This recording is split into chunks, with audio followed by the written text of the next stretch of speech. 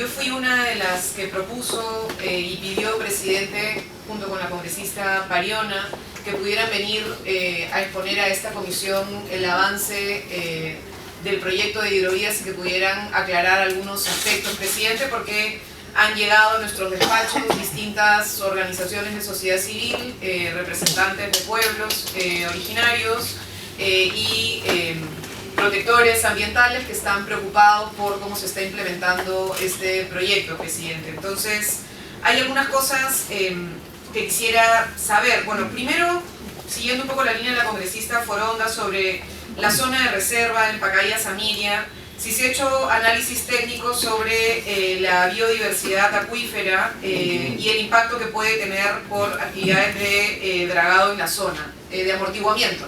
No solamente dentro, sino una zona de amortiguamiento. Entonces, si eso ha sido contemplado o no ha sido contemplado. La segunda tiene que ver, presidente, a través suyo a la ministra, si se ha evaluado posibles afectaciones de derechos a comunidades en la zona, como acceso a agua, seguridad alimentaria o salud.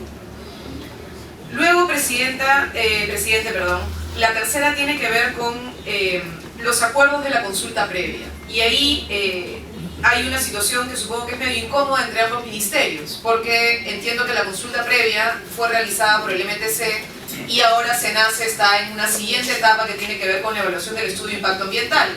Sin embargo, hay acuerdos de la consulta previa.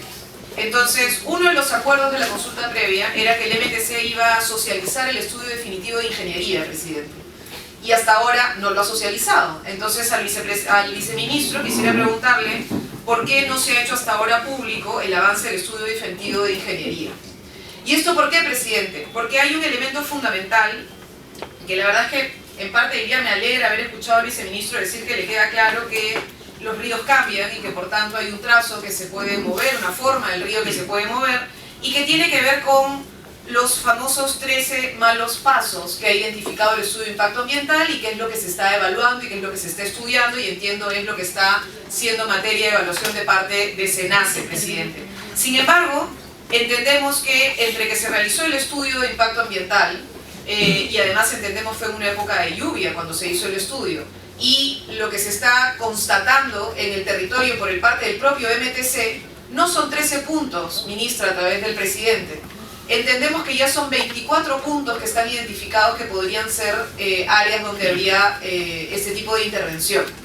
Entonces, presidente, si es que no van a ser 13 malos pasos, sino podrían ser hasta 24 malos pasos donde se puede hacer la actividad de la que se está hablando, la pregunta entonces, presidente, es ¿cómo vamos a hacer? Por un lado, sobre el propio estudio de impacto ambiental, que entiendo está discutiendo los famosos 13 puntos, y entiendo que ya hay casi de parte del Ministerio de Transportes, y por eso exigimos, presidente, que el Ministerio de Transportes de una vez informe a las comunidades sobre el avance del estudio de ingeniería, si son 13 o son más.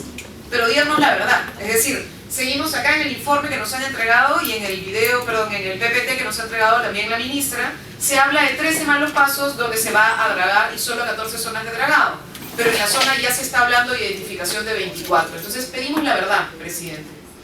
Y nuevamente la pregunta sobre cómo vamos a hacer con la consulta previa. Se hizo consulta previa en los 13 puntos donde se iba a hacer el dragado, con población de pueblos originarios en la zona. ¿Qué va a pasar con los otros 10 puntos o 9 puntos adicionales? ¿Va a haber otro proceso de consulta previa? ¿No va a haber consulta previa en esa zona? En esa zona no respetamos el derecho a consulta previa y solo van a entrar como parte del proceso de consulta regular que hace el Ministerio a través de los talleres de participación ciudadana, perdón, SENACE.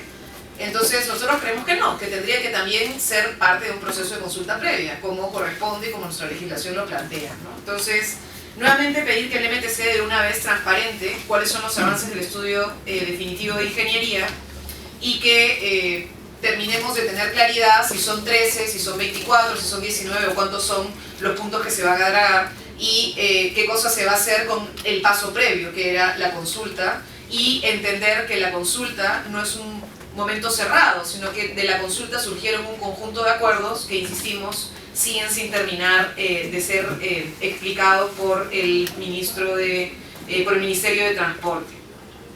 Una pregunta adicional, presidente, a través suyo al viceministro de Transporte, es que Contraloría hizo un conjunto de observaciones al contrato de concesión.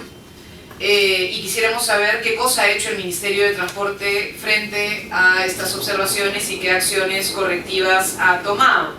También entendemos que el Ministerio de Transporte está elaborando un plan hidroviario para el territorio nacional. La pregunta es, ¿no sería mejor tener claridad sobre este plan hidroviario antes de seguir avanzando con una concesión parcial? ¿No sería eso más sensato para pensar un mecanismo integral en la zona? Estas son algunas de las preguntas que tengo hasta ahora, presidente, y me reservo la posibilidad de poder hacer preguntas después de que los funcionarios hagan su exposición. Gracias.